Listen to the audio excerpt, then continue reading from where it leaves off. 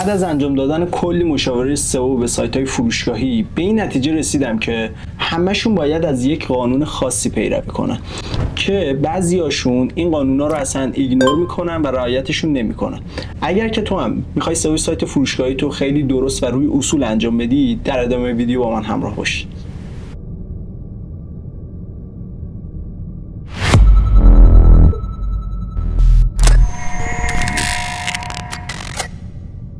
خب ما توی سایت فروشگاهی در شروع کار دو تا اصطلاح خیلی مهم داریم به نام PLP و PDP که مهمترین اصطلاحاتی هستن که توی طی زمان انجام سئو برای سایت‌های فروشگاهی خیلی بهش برخورد میکنه. PLP مخفف واژه Product List Pageمونه یا همون کاتگوری‌های محصولمون به حساب میاد که اینجا مثلا من با واژه خرید موز وارد یه سایتی میشم. این صفحه‌ای که الان دارید اینجا میبینید صفحه خرید موز هستش. خب این یک صفحه PLPه و وقتی وارد یه محصول میشم که حالا نوشته موز 700 گرمی، این یه صفحه PDP یعنی Product Detail Page که جزئیات اون محصول رو تو این صفحه میتونیم ببینیم. حالا نقد و نظری هرچی هست. توی سایت‌های فروشگاهی ما عملاً دو نوع محتوا داریم، یعنی دو سبک محتوا داریم: صفحاتی که برای شما لید جمع میکنند و صفحاتی که برای شما فروش ایجاد میکنن. صفحاتی که برای شما لید جمع میکنن صفحات بلاگ محوره یا صفحاتی هستش که چیستی و چرایی و کیوردهای اینفورمیشنال روش کار میشه. برای مثال من الان میرم توی بخش مگ، حالا از شانس ما ایرور داد صفحه مگش بذار نمیاره.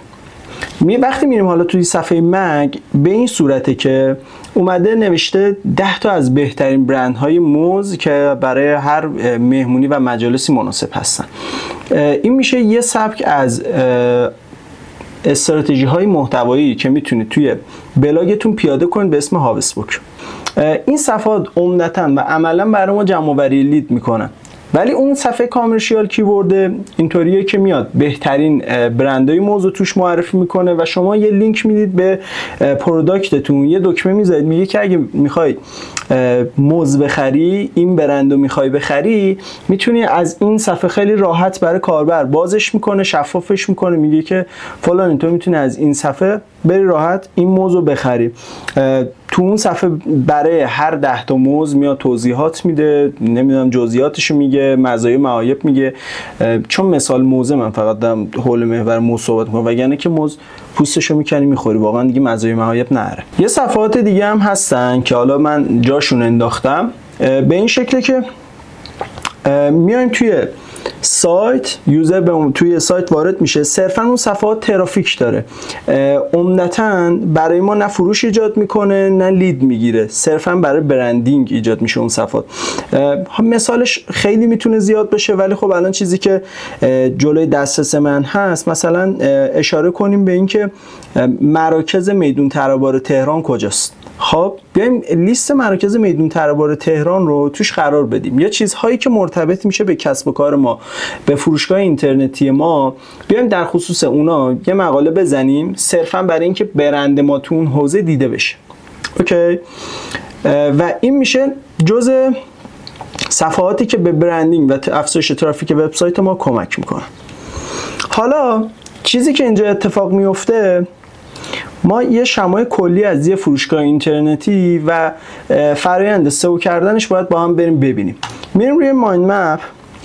توی فروشگاه اینترنتی چیزی که همشون رو یکسان قرار میده و باعث میشه که همشون بگیم آقا یه چیز مشترک دارن، دقیقاً چیزیه که الان دارید روی صفحه میبینید.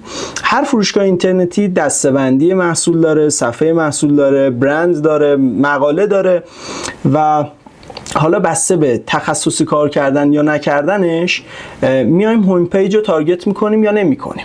چطوری؟ الان میریم جلوتر با هم بررسی میکنیم.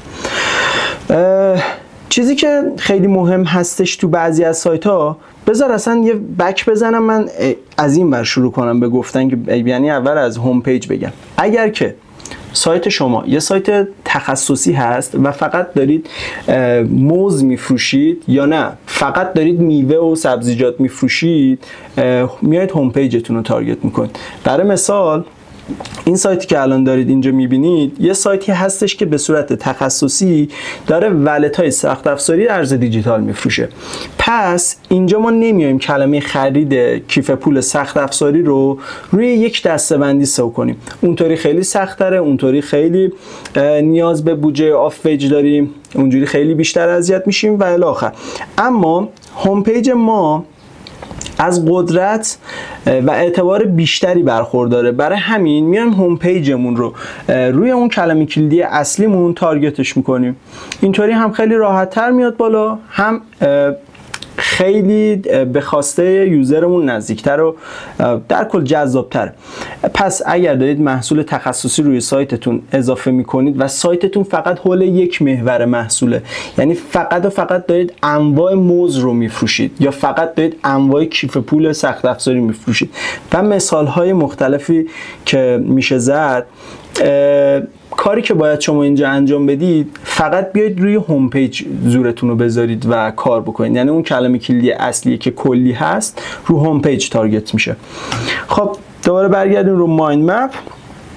الان برای مثال من فهمیدم که اگر سایتم تخصصی باشه اون کلمه کلیدی اصلیه باید رو هوم پیج تارگت بشه.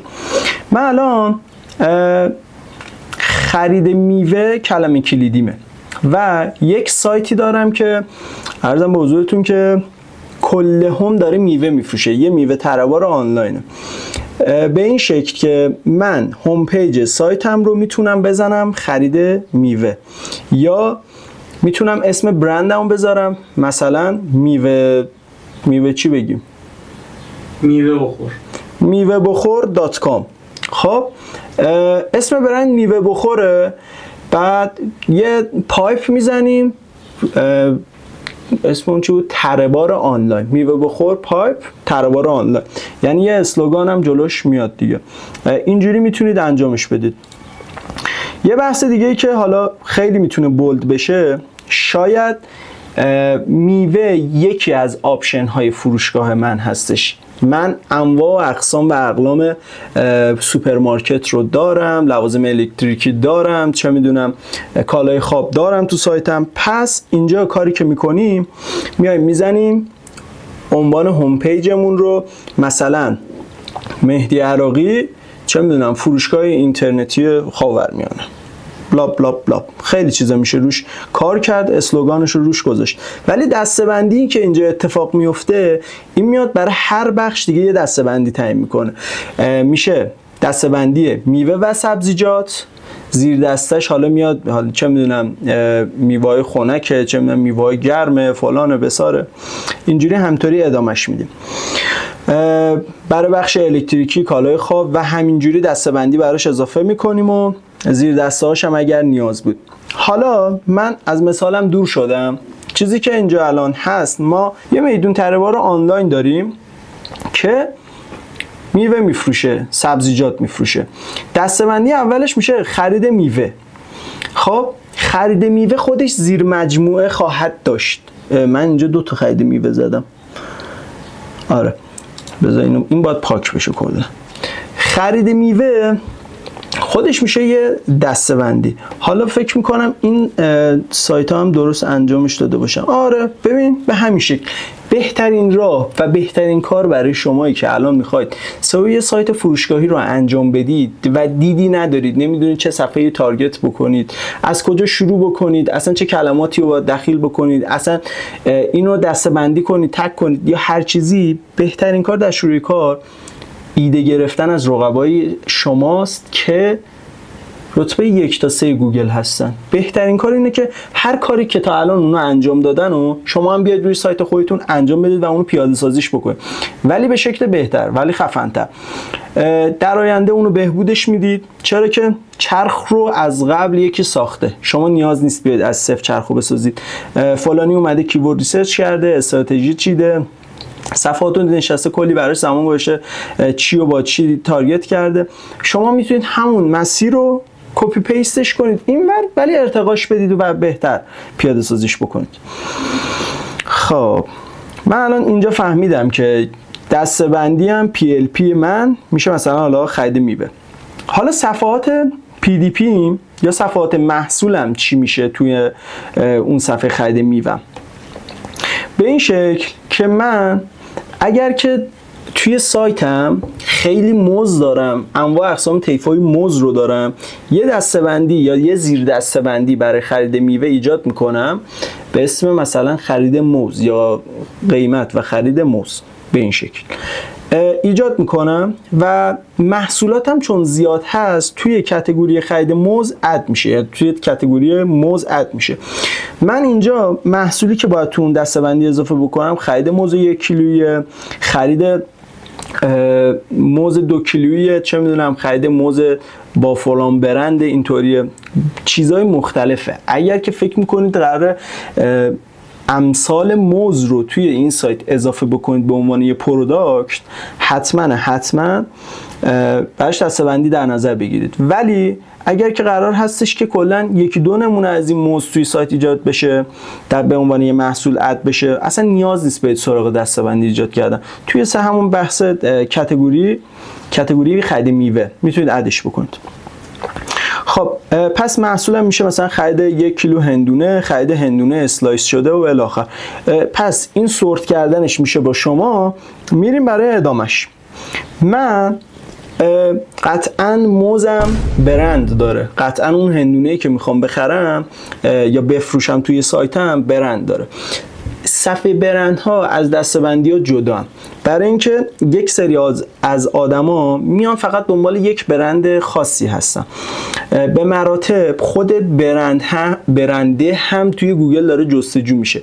مثلا یه برند داریم اینجا به اسم تامسون، یه برند داریم به اسم مجلسی. خب من وقتی موز 1 کیلوییمو اد کردم و توی سایت اضافهش کردم، برندش رو انتخاب میکنم تامسون. حالا اون توی صفحات برند تامسون اون موزه نمایش داده میشه. شاید یه یوزری اومده دنبال محصولات تامسونه، خیلی ایزی تر میتونه با کمک صفحه برند اصلا شاید خواست کل محصولات تامسون رو بخره، چه میدونم موز، هندونه است، خیار، شنبله است، هر چی که هست توی صفحه تامسون به راحتی بهش دسترسی داره. ما نوع محتوایی هم که میتونیم باز داشته باشیم، یعنی نیاز هستش که داشته باشیم، بحث و بخش مقالاته. مقاله‌ای که میتونیم اینجا پوششش بدیم که بتونیم ازش لید بگیریم یا چه میدونم به برندینگمون هم بتونه کمک کنه. مثلا نحوه قاچ کردن هندونه است، چطوری هندونه خودمون رو اسلایسی تمیز در بیاریم. خب این میتونه یه محتوایی باشه برای یوزری که حالا بلد نیست، کنده، میخواد تازه یاد بگیره. شاید داشته باشیم همچین آدمایی که نوب باشن، فکر میکنیم محتواش داره سرچ میشه. من با کیورد ریسرچ به این رسیدم که آقا نحوه قاچ کردن هندونه به چه شکله، من با کیورد ریسرچ به این رسیدم، پس باید پوششش بدم و توی همین مقاله اشاره کنم به دسته‌بندی محصولم. بگم که اگر دوست داری که هندونه تو تازه از یخچال در اومده یا از دست کشاورز همین الان خریداری بکنی و تا 1 ساعت آینده دستت برسه، بیا فلان بیا تو صفحه محصولم، چه میدونم بیا توی PLP هندونه تو انتخاب کن تا 2 ساعت آینده به دستت برسه. مثلا اینجا نوشته آموزش خوردن موز به سبک ملکه. یکی از کیوردایی بود که من الان توی ساجست گوگل دیدم، باحال بود، اونم اینجا ادش کردم. میتونه اونم مثل همین شاید براتون تبدیل نداشته باشه، ولی امکان داره که بتونید از این صفحات لید جنریت کنید.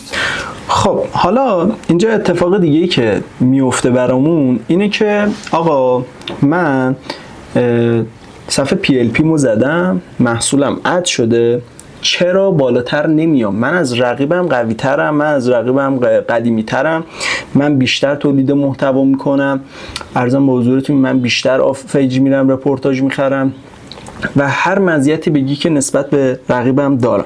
برای مثال من قید کتاب رو سرچ میکنم، میرم توی گوگل، رقیب شماره 1 هم اول در میارم و میام حالا پایینتر. اونایی که دارن کلا توی بحث فروشگاه کتاب فعالیت میکنن، یه فروشگاه اینترنتی برای ارائه کتاب هستن، کلمه‌ای که تارگت میکنن خود خرید کتاب هستش. ما اینجا تو گوگل سرچ زدیم و اونایی که اصلا صفحه 1 و 2 و 3 بودن همشون صفحه اصلیشون تارگت، یعنی یه فروشگاهی هستن که تخصصی فقط دارن کتاب میفروشن. پس اگر ما بخوایم روی دسته‌بندی کار بکنیم و با دسته‌بندی بیایم بالا، عمدتاً رقابت تو این حوزه یکم سخت و دشواره، اما شدنیه. حالا اینجا اتفاقی که میفته برای اینکه بخوایم بیایم بالاتر، نوع تنوع محصولتون، یعنی تعداد محصولاتی که توی حالا کتابتون دارید، توی دسته‌بندی‌های مختلف هست، چه میدونم ادبیات، معنوی، فرهنگی یا هنری، هر چی که هست، تعداد تنوعش و بروز بودن قیمتش خیلی تأثیر مستقیمی روی رنکینگ سایت شما داره. یعنی چی؟ یعنی اینکه فلانی اومده 5 تا محصول زده توی صفحه PLPش، اما رتبه مثلا 4 و 5. خب این مثلا بالا مثلا میذارم چی بگم، خرید پرینتر، صفحه 4 و 5 گوگله، ولی رقیبش اومده یه صفحه PLP زده با خرید پرینتر، 400 تا پرینتر توش اد کرده، همشون قیمت دارن، همشون بروز شدن، همشون توضیحات دارن، صفحه PDPش کامله، ولی فلانی با خرید پرینتر اومده یه صفحه PLP زده، 5 تا 10 تا پرینتر توش اد کرده، قیمت نداره، همشون رو زده تماس بگیرید. خب کسی که به عنوان یوزر میاد توی صفحه، خود شما همین الان اصلا کسی رو نمیخوایم در نظر بگیریم، شما به عنوان یه بیننده که سایت فروشگاهی داری، وقتی تو گوگل سرچ میکنی خرید فلان چیز، قیمت فلان چیز و وارد یه صفحه PLP میشید، آیا کسی که قیمت نداره توی اون صفحه میمونید؟ آیا صفحه محصول رو باز میکنید دیتیل رو بخونید؟ بیایم خودمون رو گول نزنیم، قطعا نه.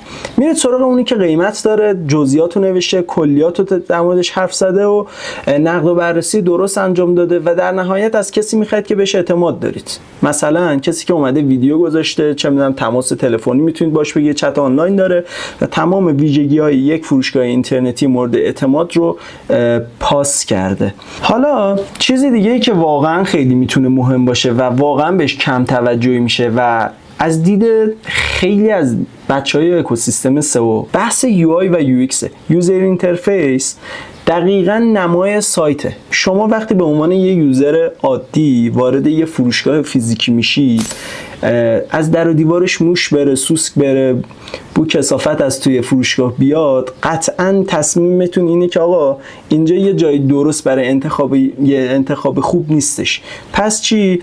میره مغازه بغلیش، اسپلیت زده، فضا خنک، رنگبندی درست، جایگذاری های محصول درست، قشنگ بهت فرصت انتخاب میده. یه کسی به عنوان فروشنده نمیاد بگه آقا چی میخوای، سعی تصمیم تو بگیر، آقا نمیخوای دست به چیزی نزن فلانه. از هر چی ازش میپرسی بهت قیمت میده. در نهایت تو از کسی میخری که انقدر باهات خوبه، احساس همدردی میکنه و بهت نزدیک شده. UI هم دقیقاً همین فرصت رو به یوزر شما میده. میگه که آجی من تمیزم، ترتمیزم، خوشگلم، میتونی از بخشای مختلف لذت ببری، بری توش بچرخی، همه چیزو برات خوب مرتب سورت کردم و میتونی به همه چیز دسترسی داشته باشی. و بحث UX اینه که یوزر اکسپریانس اینه که تو به راحتی به آنچه که میخوای دسترسی داشته باشی توی وبسایت به عنوان یه یوزر.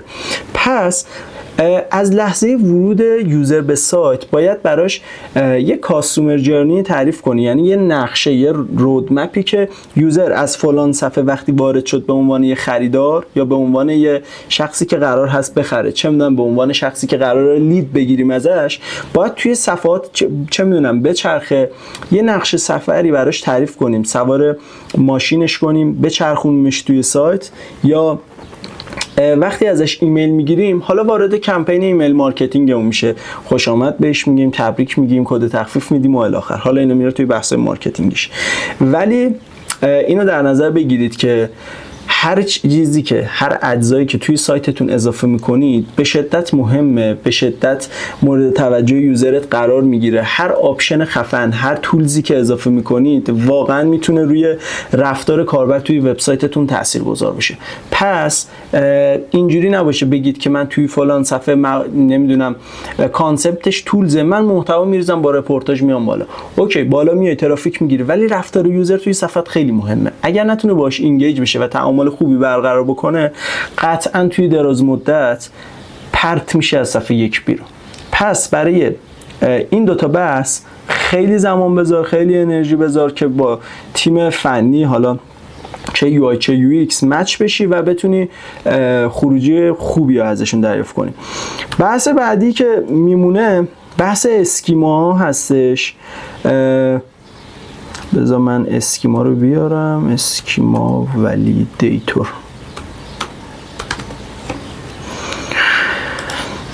اسکیما مارکاپ ولیدیتور، اسکیما ها چیزهایی هستن که آقا حتما اگه میخوای فروشگاه اینترنتی ران کنی، همین اول کار اگر که وردپرس هستی با اسکیما پرو، این سایت رسمیشونه که میتونید از این سایت ها حالا تهیه کنید. چی کار میکنه اسکیما؟ اینطوریه که بخش به بخش سایت تو میاد نشونه گذاری میکنه. تو حالت کلی که کرولر گوگل وقتی وارد وبسایتتون میشه درکی نداره نسبت به حالا چیزایی که چیدید و المان هایی که توی صفحه گذاشتید، چون اون فقط از سورس میاد و خودش اومده میگه که آقا اگر میخوای من بفهمم فلان چیز چیه از این استفاده کن، اگه میخوای بفهمم قیمت این محصول چنده از این اسکیما استفاده کن، اگه میخوای بفهمم که این عکس از این اسکیما استفاده بکن. این خیلی به رویه درک بهتر گوگل برای اینکه صفحتون چیه، داره در مورد چی صحبت میکنه و حول چه محوری داره میچرخه خیلی کمک میکنه. اسکیما کمک میکنه به گوگل که بفهمه این صفحه PLP، این صفحه PDP و الی آخر. خب برای مثال من الان برای اینکه بفهمم این صفحه از چه اسکیمایی استفاده کرده، لینک همین صفحه رو کپی کردم بردم تو اسکیما ولیدیتور. اینجا به هم میگه چیزی که من کشف کردم اینه که این صفحه داره از اسکیما پروداکت استفاده میکنه و به عنوان یه اسکیما کتابم براش زده که دقیقاً جزئیات اون کتاب توش نوشته شده. هزاران مدل اسکیما داریم، اسکیمای فیلم هست، چه میدونم برای ریویو ها هستش، برای ارزم به حضورتون چیزای مختلف الان حضور ذهن ندارم، پروداکت و الی آخر، حتی برای کورس ها هم هستش، دوره های آنلاین. پس این رو میتونید با این ابزار تست بگیرید، ببینید سایتتون اسکیما داره نداره، با تیم فنی حتما هماهنگ باشید. اگر هم خواستید خودتون اسکیمای سایتتون رو اینستال کنید، زیر همین ویدیو درخواستش رو بدید توی یوتیوب که من نحوه کانفیگ کردن اسکیما پرو رو قرارش بدم. مثل همیشه ممنونم که تا اینجا ویدیو با من پیش اومدی. قطعاً اگر این موارد رو درست انجام بدی اتفاقات خیلی خوبی برات رقم میخوره. لایک و کامنت اصلا فراموش نشه، چون من جواب تک تک کامنت های شما رو میدم. حتما کانال من رو سابسکرایب کن و اون زنگوله بغلش رو بزن، چرا که از ویدیوهای جدید من در اولین فرصت با خبر بشی.